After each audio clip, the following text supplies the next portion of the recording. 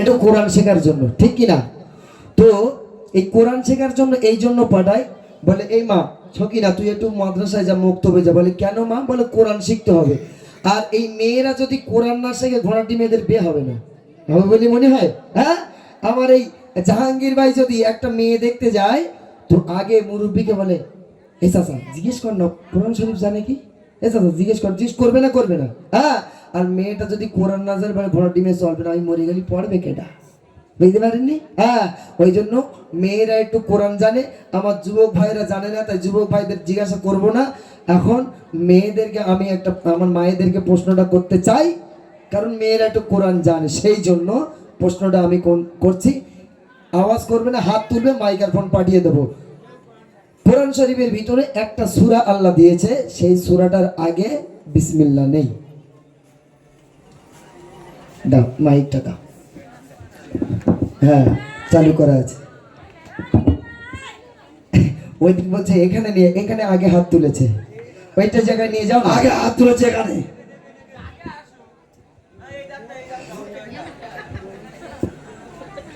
দেখি সূরা 10 পারা। বলে সূরা 10 পারা। আচ্ছা, ওখানে কে বলবে বলছিল, হয়নি, রং নাম্বার। আমি বলেছি কোন সূরার আগে বিসমিল্লাহ নেই, সূরার নাম বলতে বলছি।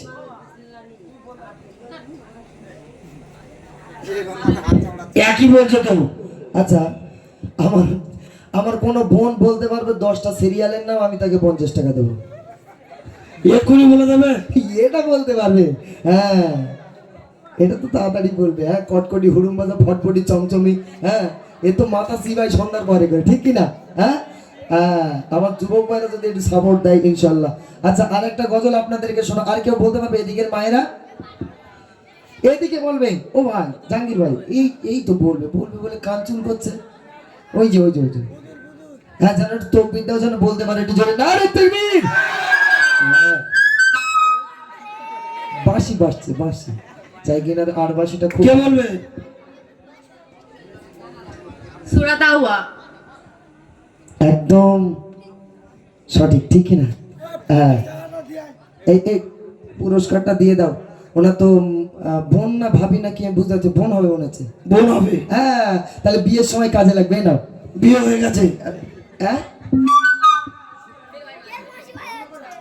এটা বন্ধ করে এটা দিয়ে এসো। যাই, আমি এবার যে গজলটি পরিবেশন করছি মন দিয়ে শুনবেন, আম্মা জানদেরকে বলছি, আর যুবক ভাইরা মন দিয়ে শুনবেন। গজলটি হচ্ছে, আমরা কোন গাড়িতে করে জান্নাতে যাব?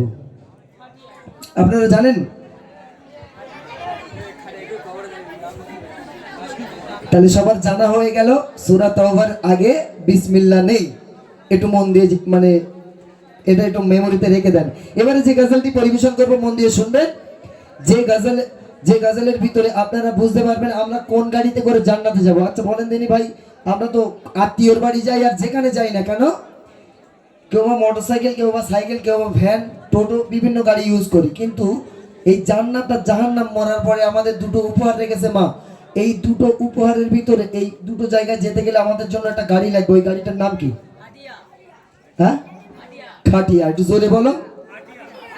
মায়েরা শুনতে পায় না, কানের সমস্যা আছে, একটু জোরে। খাটিয়া। হ্যাঁ, তো ওই খাটিয়ার চাকা কটা? থম নাই, ঘুষি বলে একদম না, বলে খাটিয়ার নাকি 4টে চাকা। খাটিয়ার চাকা আছে? প্যাসেঞ্জার কটা? আর ড্রাইভার কটা?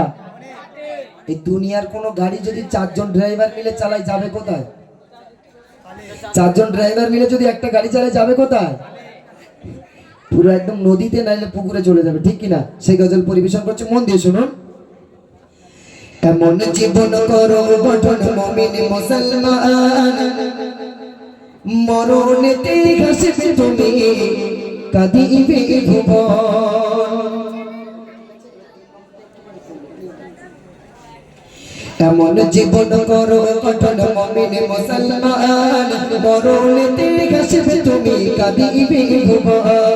মরণেতে হাসবে তুমি, কাঁদিবে ভুবন। মরণেতে হাসবে তুমি, কাঁদিবে ভুবন। মন দিয়ে শুনুন। একটি গাড়ির 4টি চালক, একটি প্যাসেঞ্জার,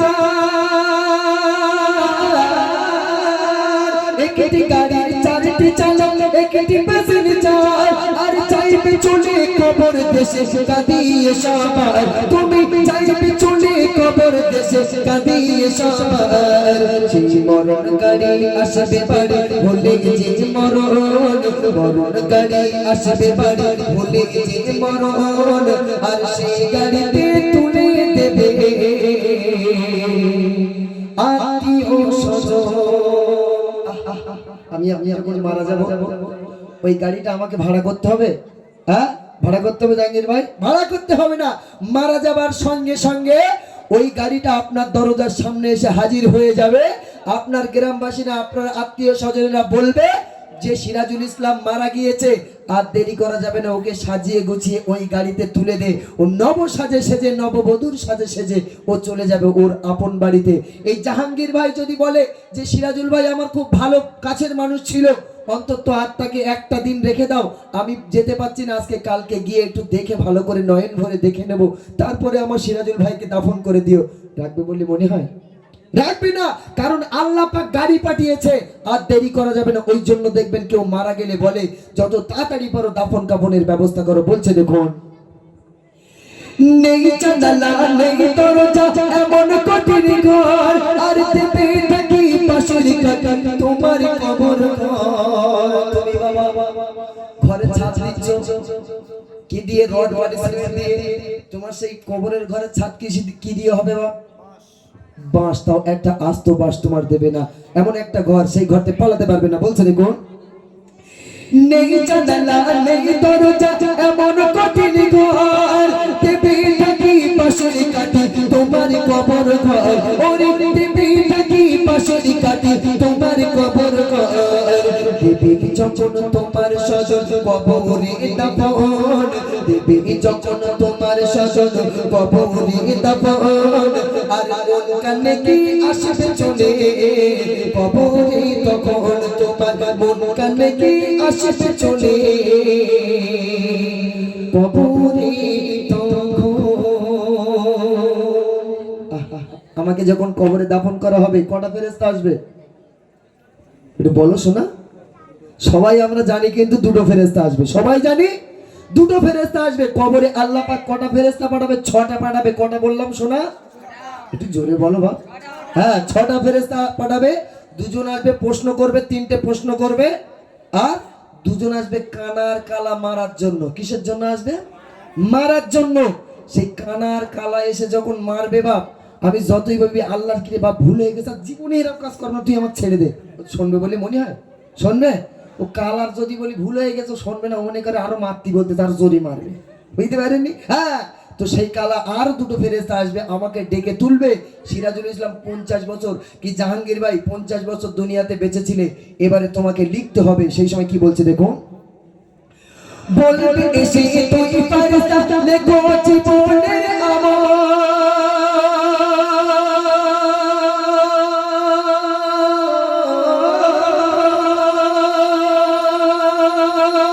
বলবে এসে তুই ফেরেশতা লেখো জীবনের আমল, লিখতে গিয়ে চোখের পানি ঝরবে অনার গল, তোমার লিখতে গিয়ে চোখের পানি ঝরবে অনার গল। সেদিন তোমার খাতা হবে, ভালো করে শোনেন, সেদিন তোমার খাতা হবে, সেদিন তোমার খাতা হবে তোমারই কাফন, সেদিন তোমার খাতা হবে তোমারই কাফন। আর মুখের থুতু কালি হবে, আর মুখের থুতু কালি হবে, আঙুল হবে যে কলম।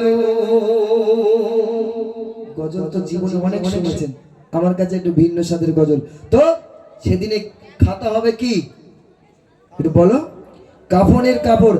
আমি সেই সময় ফারিস্তার মুখের দিকে তাকিয়ে বলবো, আমি তো দুনিয়ার থেকে এসেছি 3 টুকরা কাপড় ছাড়া আর কিচ্ছু নিয়ে আসিনি, তাহলে আমি লিখবো কোথায়, খাতা পাবো কোথায়? ওই সময় ফারিস্তা বলবেন, দেখবেন যখন কাফন পরানো হয় নিচে একটা লম্বা চাদর, উপরে একটা লম্বা চাদর, মাথার দিকে পায়ের দিকে আর কোমরে বেঁধে দেওয়া হয়। ফারিস্তারা বলবে এই দুটো তোমার খাতা, এই গালের থুতুটাকে আল্লাহ কালি বানিয়ে দেবে, এই শাহাদাত আঙুলটা তোমার কলম বেনে যাবে। ফারিস্তারা বলবে আজকের তোমাকে লিখতে হবে। ভালো কাজগুলো লেখার সময় হাসতে হাসতে লিখবো, আর খারাপ কাজ লেখার সময় চোখের পানিতে কবরটা ভেসে যাবে, তবুও আমাকে আপনাকে লিখতে হবে। লেখা শেষ, আমার আমল আমার গলায় ঝুলিয়ে দিয়ে ফারিস্তারা চলে যাবে। কপাল যদি ভালো হয় বেঁচে গেলেন, কপাল যদি খারাপ হয় শুধু কোমরে লাথি মারবে। ও ফারিস্তা কোমরে লাথি মারো কেন? বিরাট লাগে একে, তাই কোমরের দোষ। বলে মনে নেই, কোমরে লাথি মারবো না। বিয়ে করে শ্বশুরের কান মিলে 8 টিয়ার বাইক নিয়েছিল, ওই জন্য কিক মেরে দেখতিস কিরম স্টার্ট হচ্ছে, বুঝতে পারিনি?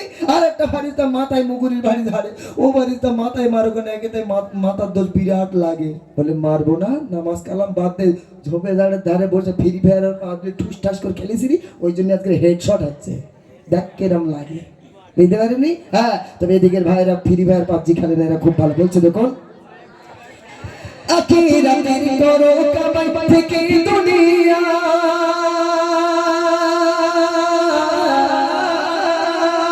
আখিরাতের করো কামাই থেকে দুনিয়া। আর মনে রেখো দুনিয়া তোমার থাকার জায়গা নয়, তুমি মনে রেখো দুনিয়া তোমার থাকার জায়গা নয়। ছোটা ছুটি দৌড়া দৌড়ি আজ কিসের আয়োজন, ছোটা ছুটি দৌড়া দৌড়ি আজ কিসের আয়োজন। আর সিরাজুল ইসলাম নেবে বিদায়, আজ তারি আয়োজন। আর জাহাঙ্গীর ভাইজান নেবে বিদায়, আজ তারি আয়োজন। আজ সিরাজুল ইসলাম নেবে বিদায়, আজ তারি আয়োজন। এই কবরের কথা শুনেও আমাদের ভয় লাগে না, যদিও বা যুবক ভাইদের তো আমাদের ভাইজানদের যদিও বা একটু ভয় লাগে, আমার মায়েদের ভয় লাগে।